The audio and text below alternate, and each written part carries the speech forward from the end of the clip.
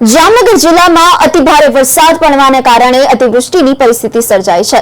ત્યારે ગુજરાત કિસાન કોંગ્રેસ સમિતિ અને સ્થાનિક કોંગ્રેસના આગેવાનો દ્વારા કલેક્ટર કચેરીએ બગડેલા પાક સાથે સૂત્રોચ્ચાર કરીને વિરોધ પ્રદર્શન કર્યું હતું। કિસાન કોંગ્રેસ સમિતિએ કલેક્ટરને આવેદનપત્ર આપીને જિલ્લાને લીલો દુષ્કાળ જાહેર કરવાની માંગ કરી છે। વરસાદના લીધે થયેલા ભારે નુકસાનને ઝડપીને સર્વે કરાવી ખેડૂતોને હેક્ટર દીઠ ઓછામાં ઓછી 25,000ની સહાય કરવાની રજૂઆત કરી હતી।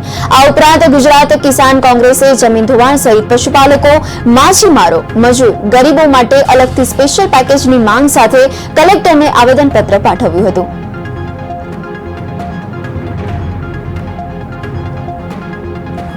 ની અંદર ચાલુ વર્ષે જે 159% વરસાદ થયો છે, અમુક તાલુકાઓમાં તો 188%, 192% જેવો વરસાદ નોંધાયો છે।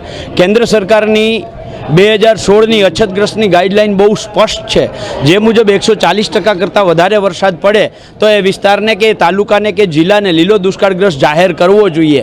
એનો અહેવાલ કલેક્ટરશ્રીએ કરવો જોઈએ। અત્યારે કલેક્ટરને પૂછ્યું કે અછતગ્રસ્ત મેન્યુઅલ વિશે જાણો છો, તો એના વિશે જે નથી જાણતા તો અહેવાલ કેમ કર્યો હશે? અને જે આ કલેક્ટર છે એ ડાયરેક્ટ રાજ્ય સરકારનું પ્રતિનિધિત્વ સાબિત કરે છે। જે સરકાર વારે વારે કહે છે ખેડૂતલક્ષી સરકાર છે, તો ખેડૂતલક્ષી સરકારના કલેક્ટરને જો ખબર ના હોય કે અછતગ્રસ્ત મેન્યુઅલ શું છે તો એને અહેવાલ કેવી રીતે કર્યો હશે? અને આજે અમે જે પાક લઈને એટલા માટે આવ્યા હતા કે આ જિલ્લાના કૃષિ મંત્રી છે, કૃષિ મંત્રીને તો સમય નથી, કલેક્ટરને સમય નથી કે ખેડૂતોના જઈને પાક જોઈએ, એટલે અમે મીડિયાના માધ્યમથી અને કલેક્ટર સુધી પાક લઈને આવ્યા અને એમને પાક દેખાડ્યો કે અત્યારે ખેડૂતોના પાકની હાલત શું છે।